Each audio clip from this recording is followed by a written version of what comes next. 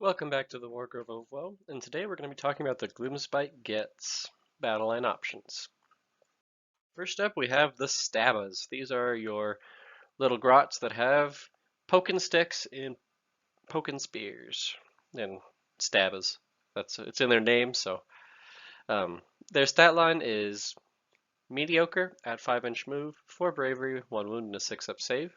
They have a few melee profiles. They have their Stabbas. These are their sword equivalent with 1-inch reach, 1 attack, 4s to hit, 4s to wound, no rend, 1 damage.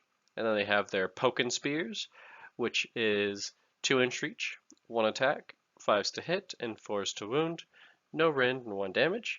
And then 3 in every 20 can have a barbed net. And this is actually kind of good-ish. It's still kind of subpar, but it's better.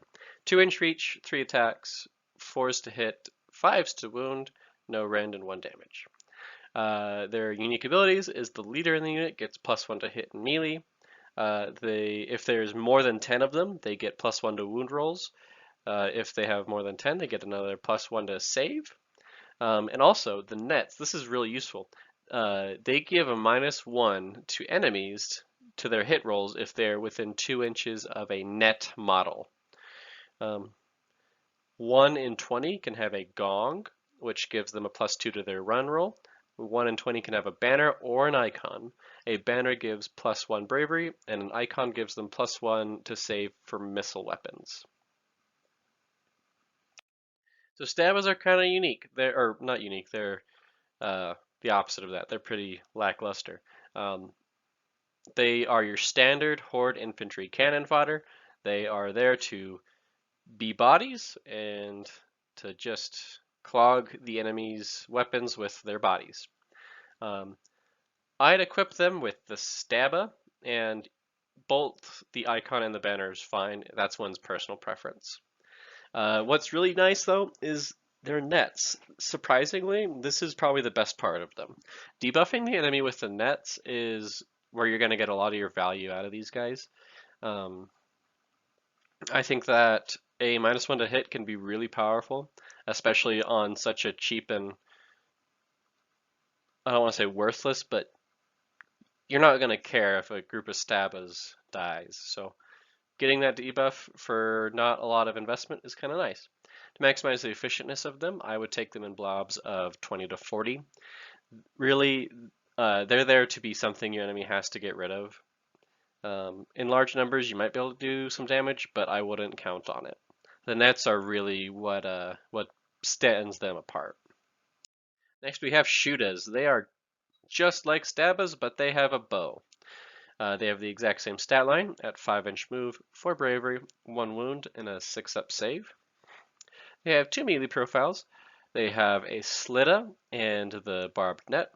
The Slitta is just a worse Stabba. 1-inch reach, 1 attack, 5s to hit, 5s to wound, no rend, 1 damage, and then the barbed net, which is the same profile as the Stabbas. Next, they have the missile weapon, the Moonclan bow, 16-inch reach, 1 attack each, 5s to hit and 5s to wound, no rend, 1 damage. The leader gets +1 to hit in melee, and they have the +1 to wound rolls if there is more than 10 models. Additionally, they get +1 to hit with their bows if there's more than 15 of them. 1 in 20 can have the same gong that the Stabbas can have, and that gives them a +2 to run. And then they have the same banners or icon that the Stabbas do. Oh, and just to clarify, I didn't include this in the slide. The +1 to wound, if there's more than 10 models, only counts for their Slittas, so that's in melee. Shootas are interesting. I think they are better than Stabbas. They're kind of a hybrid unit. They're more offensive. They're also good cannon fodder, and they're cheaper than Stabbas. So I think this unit is just generally better than Stabbas. To maximize the efficientness of them, I'd take in squads of 40 to 60 if you really want to spam a lot of Shootas. Just kind of cover your enemy in dice and goblins. Next we have the more fun Battleline options. These are the conditional boys. Lots of different monsters and my personal favorite, Squigs. I love Squigs. We'll get to them last. Next up we have the Fellwater Troggoth. In order to take these as Battleline, you must have a Troggoth General. So they have a stat line of a 6-inch move, 5 bravery, 4 wounds, and a 5-up save. Their melee profile is pretty good for Gloomspite Git unit. They have this spiked club, which is 2-inch reach, 4 attacks, 3s to hit, 3s to wound, no rend, or excuse me, 1 rend, and 2 damage.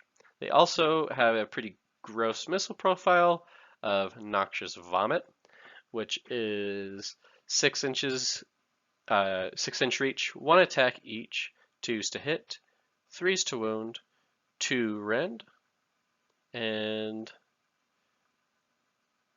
excuse me, I made a mistake on this profile. It's supposed to be D3 damage, not 1 damage, so it's pretty nasty vomit.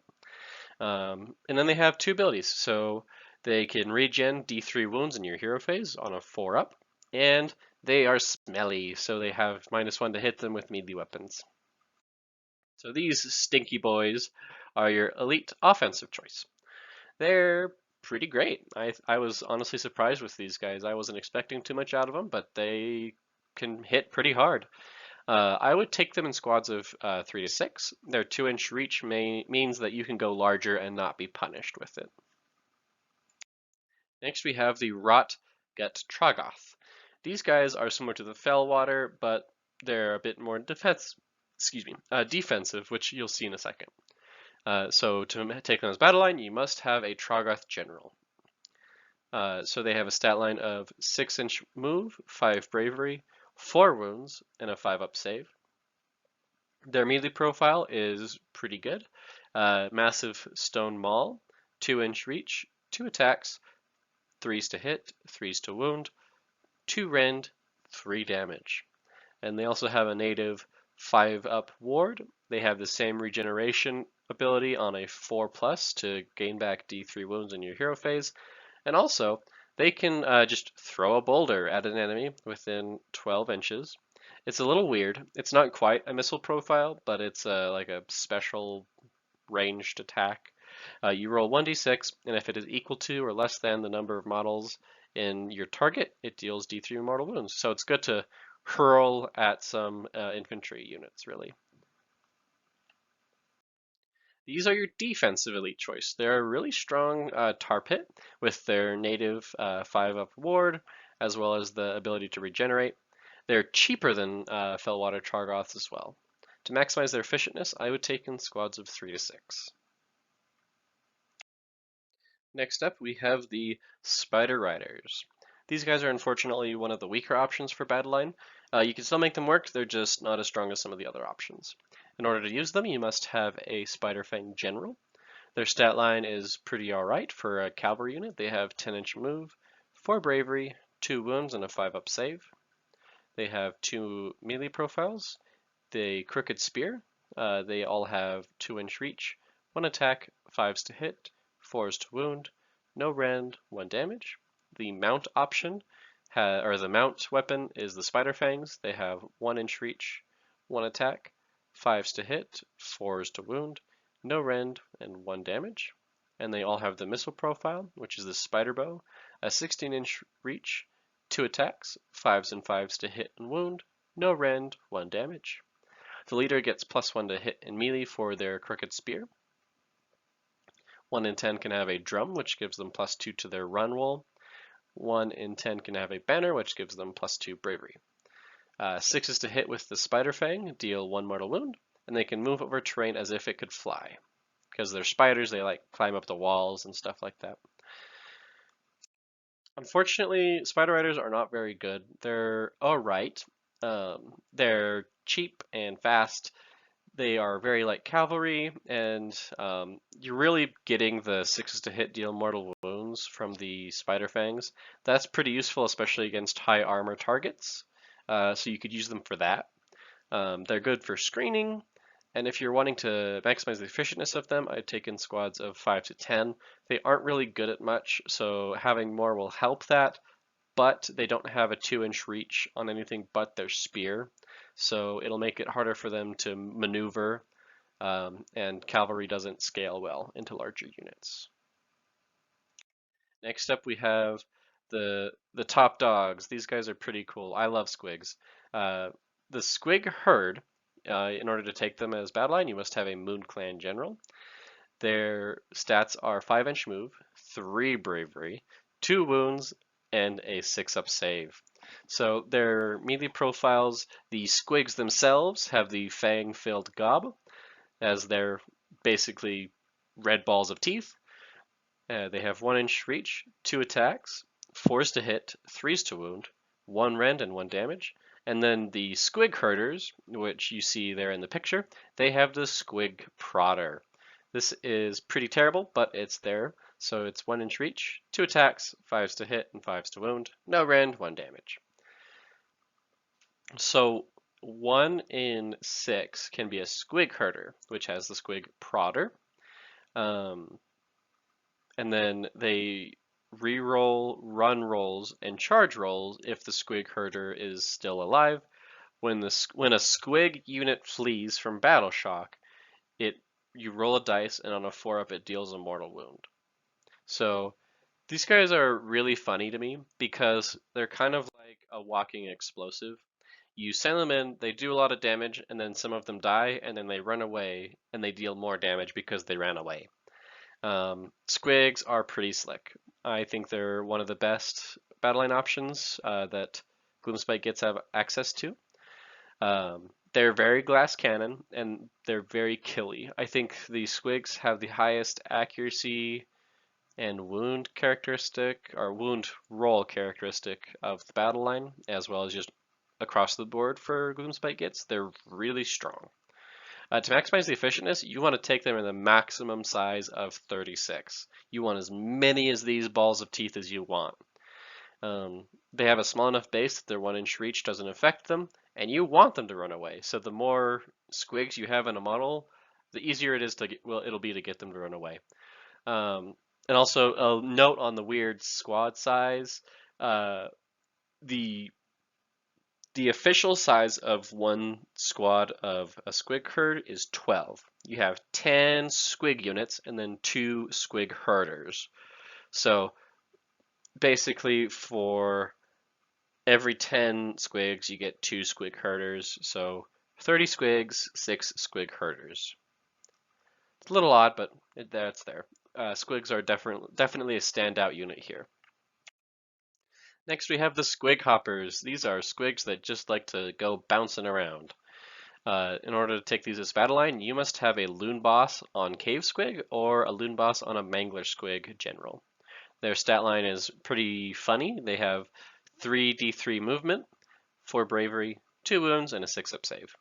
They have the same fang-filled gob melee profile as the regular squigs, with 1-inch reach, 2 attacks, 4s to hit, 3s to wound, 1 rend, and 1 damage. The riders have these Slittas, which is 1-inch reach, 1 attack, 5s to hit, 5s to wound, no rend, 1 damage. Their unique ability is the leader of the unit gets +1 to hit with the Slitta, and after this unit moves in any way, so run rolls, regular movement, or retreating, if it passes over a model, let me rephrase this. So each time a model from the Squig unit passes over an enemy model, you roll a dice, and on a 4-up it deals a mortal wound. So kind of imagine like the Squig is moving around and they Goomba stomp or like jump on top of the heads of the enemy and deal a little mortal wound, which I think is kind of cute, kind of funny. Squig Hoppers are Squig Cavalry. They are pretty inconsistent with their movement, and they're mostly a harassing unit. I would take them in the minimum squad size of 10 because as a harassing unit, that's really all they're meant for, is to just boing around the battlefield and annoy the heck out of your enemy. And that is it for the Gloomspite Gits Battleline. I hope you enjoy this video. I think the Gloomspite Gits are definitely one of the more interesting factions just because they're pretty goofy. They stand out, especially the Troggoths. I think the Troggoths are awesome. They look like they're right out of a fairy tale, or they have a different aesthetic than most of Age of Sigmar, which is really unique. It's a shame that the Spider Riders are a little bit weaker because having a full Spider army would be really cool. And Squigs are great. I love Squigs. So if you want to make a Squig army, that is definitely a good way to go about it. Well, if you liked the video, please leave a like or a comment. And if you have suggestions for future videos, please leave those down in the comment as well. If you'd like to see more of this type of content, please consider subscribing. I try to upload once every day. Right now I'm a little sick. I'm recovering right now, thankfully. So it's every other day, but hopefully we'll get back to once a day schedule. Thanks, and this has been the Wargrove of Will, so I'll talk to y'all later.